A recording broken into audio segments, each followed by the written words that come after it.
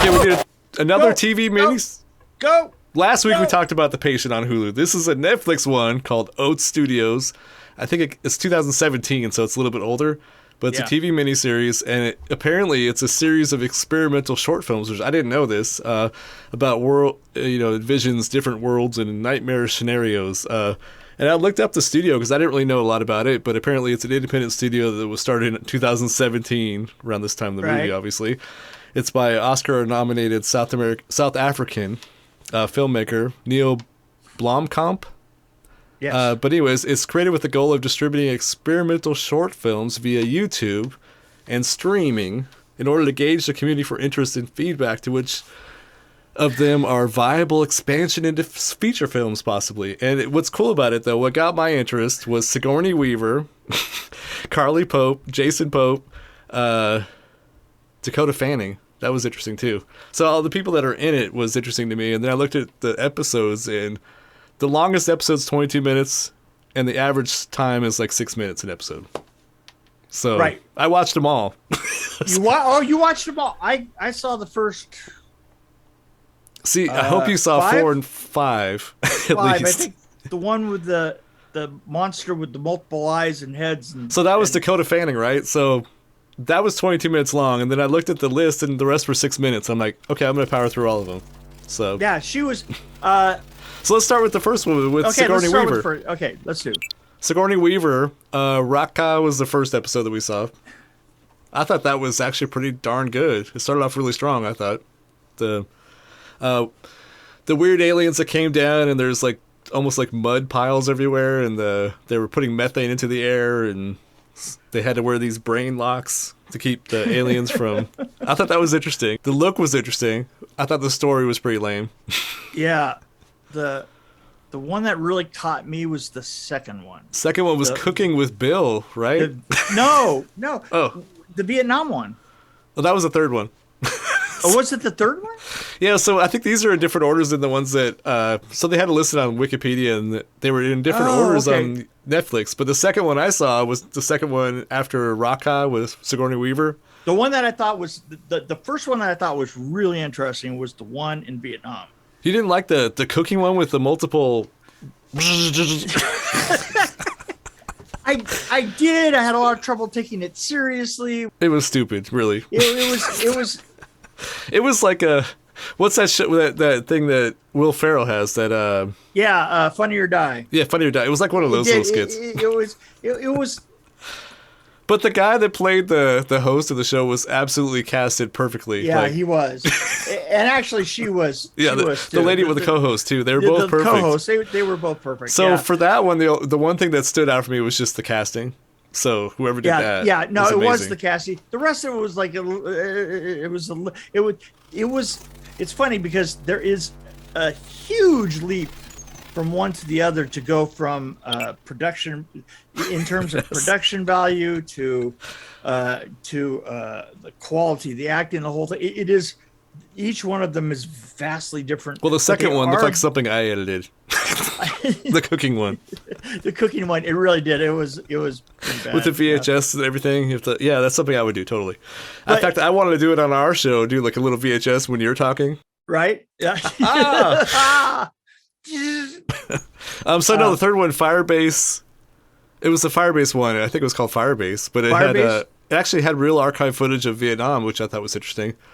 Yeah, and they cleaned it up really nice though, so that it melded. It looked pretty good. Across, really good. I mean, I just from an art department point of view, I thought to myself, wow, this is pretty ambitious. I mean, they did get it all to look really, really well. And the monster I thought was was interesting. It was kind of like it was Predator-ish a little bit. Yeah, Predator. Yeah, it was kind of like Predator. Yeah. But I mean, would you want to see this as a feature film? I guess is the question. Probably not. I don't know. See, now here's the thing: as a feature film, I don't think it was strong enough. But I have to say this is out of the whole series of them, out of all of them, and not including the God one because we're going to talk about that in a minute, but just out of the look of all of them, the feel of all of them, the monster in the one with Dakota Fanning. Yes. Well, let's talk about God first. Okay, let's talk about God for a second. That's something I never say on this podcast. Yeah, that's right. But no, there's another Funny or Die episode. With God. Right, yeah, that's right, with God. But no, I thought that was awesome. It's like, okay, I could just picture the pitch of this. Like, okay, picture God as a big asshole, and he's rich. Right. And he has a butler named Jeeves. And the thing is if they're pitching it to a producer, every producer knows that guy. Right. In fact, he probably was the producer. He probably was the producer. This is true. And then Jeeves, the production assistant, had to had to be the one that that carries things out, and that the edge of the world is right there. Well, like it's like a channel. He could change it. Like he could look at any time period and any like. Well, you have to admit, and you have to admit that the juxtaposition of the model, of the quote unquote model, and how well the effects are going on the board. No, that was amazing. Yeah, it was just amazing. I thought it was really well done. It definitely wouldn't be a feature film, but I like the idea. The concept was really funny to me. Yeah, it's not a feature film, but it is a really good short. It is a really well thought out. But the thing that it was really well acted and really well executed. All the effects and they had a lot of troubling things to do. Yeah. They did them really well. Like why do they have fire already? Yeah, right. What the hell? Free will, damn it. Yeah, God damn it. God damn it, free will. But yeah, the next one was that we watched was or that I watched was the Dakota Fanning. In Zygote. Yeah, which I didn't really understand what was happening exactly or how this happened, but this monster was chasing people. Basically, it was Lola with monsters inside of Halo. Yes. Yeah. Okay. Yeah. That's a good description. That was pretty much it. But the monster had multiple hands and a head full of eyes. I guess it was taking body parts from people. Yeah, it was and the stealing of the body parts. And can I just point out that Dakota Fanning, her performance was actually spot on. I thought it was perfect. It was absolutely perfect. Especially where she was breathing heavy when she was closing the door. Right. Yeah. And she's a good heavy breather. And there was also that feeling that she really gave you that feeling that this is. You thought to yourself that she was like a lab tech or something, right? You're like, yeah, this is all over because she's in there with a professional soldier type. Yeah.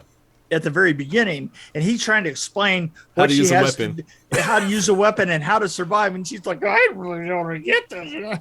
That's the only thing I thought was kind of weird was they were talking about how she was a Class 3 citizen and she wasn't allowed to touch weapons, and he was a Class 1. I don't know. Yeah, I don't think you needed to have that in there. Yeah, you didn't. Well, like I say, the thing that's very Lola about it is you're just there and you're just running, right? Yeah. You're just trying to get away from that thing that's coming. And the thing is the thing that's coming after her is really, really cool. Yeah, no, totally. And the way it moves was pretty cool. Just awesome. It actually slithered on the floor, then it walked right up and upright. It kind of was if Rob, it really seemed like something Rob Bottin would come up with, right? From the Carpenter's The Thing. Yeah. Oh yeah. Right? Well, The Thing is one of my. I like that movie a lot. Yeah. But it had that feeling of like or The Blob. Yeah. Well, it wasn't The Blob because it wasn't amorphous. That was the cool thing about it. It had a definite shape. I like it when you get something like sometimes you get the dark.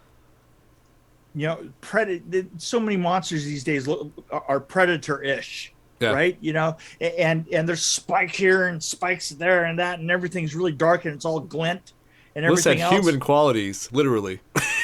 Right. But yes, that's what I'm saying is there isn't any place to put your eye and go, oh, that's awful. For me, one of my favorite parts is when trying to get through the door. A monster's trying to get through the door. and he has multiple hands, and they're all fingerprints. So he has to try all these different hands. Right. So he's like, it was pretty good. Yeah, it was great. Yeah. So after that, I watched all the rest of the episodes. They were 6 minutes long, and there's nothing really exciting to speak of. I wanted to throw this out. There's no ending to any of these. No. They're just pieces, and well, the God one had an ending, sort of. But they are experimental in that they are pieces. You're in the middle of it, and then you're out of it, right? Yeah. And I think that was kind of like one of the prevailing things was you're going to give us a bunch of stories, and we're going to rip out the last 5 pages, and we're going to burn the first 3. And it's actually a good idea for a starting director starting out. Like, I'm going to make a bunch of short films, and maybe if somebody likes it, they'll pick it up. And well, to think of how much easier it is. How many times have I been on a film and they couldn't figure out the ending? Right. Yeah. Here it'd be like, oh, we can't figure out the ending. Well, what do you mean? We're done. We stopped filming a week ago. Well, this had like 6 more episodes, and they're all 6 minutes long. And one was about the president, who was just a total jerk. Like, oh, I saw that one. Yes, that was stupid. It was really stupid. That was really dumb. That was. You remember when I said that thing about like the quality was like really different? Yes, like, that's the one. That's the one. And then there's a one with robots called Adam, and it was all robots. Yeah. But anyway. What's weird, I found really confusing is I found this online, the whole list of all the episodes, and some of the episodes are missing from this version, and they're all in different orders. So I wonder if they had to censor it or something. I'm wondering what I didn't see. Maybe it was better. But anyway, so Zygote and God were kind of my highlights. Yeah, Zygote and God were really pretty good. Yeah, I was like, you have to watch. I hope you watch this episode 4 because it's like, is that with miniatures and everything, and the God one was like my favorite. My favorite as a complete story. I just love the butler, like, okay, yeah, I have to do this again. Yeah, the Zygote is the one that works as a piece of something else.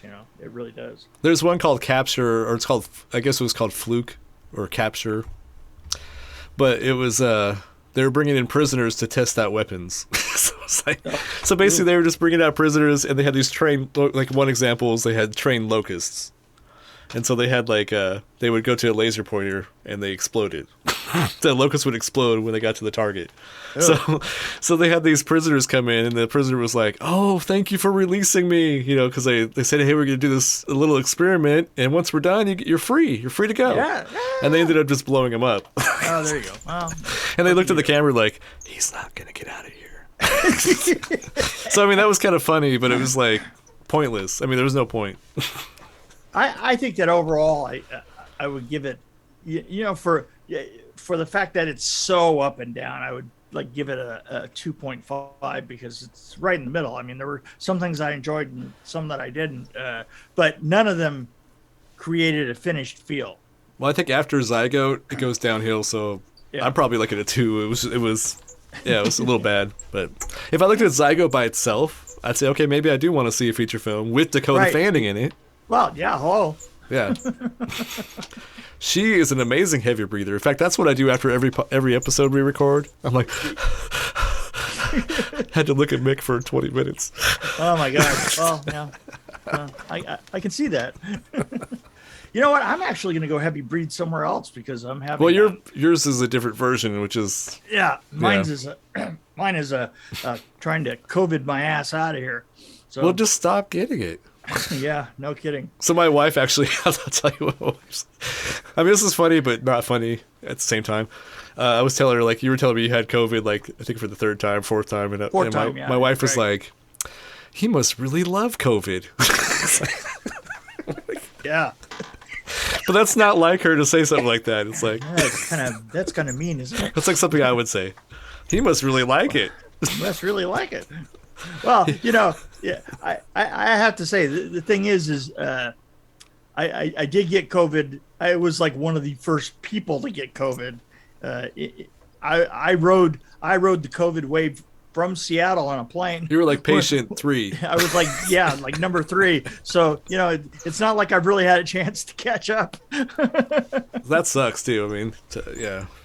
Yeah, it has not been fun. So, anyway. anyway. I remember back when they got the vaccines out and people were ripping off their masks and having orgies like, I'm immune now. I'm waxed and vaxxed. Yeah, I wonder how those people feel now. Yeah, really. Yeah. But anyway, it was nice chatting with you. Good seeing you. I'm going away. Bye. And I'm gonna go explore other countries we can get into. I think that would be a great idea. Later on, man. All Bye. Right. Bye.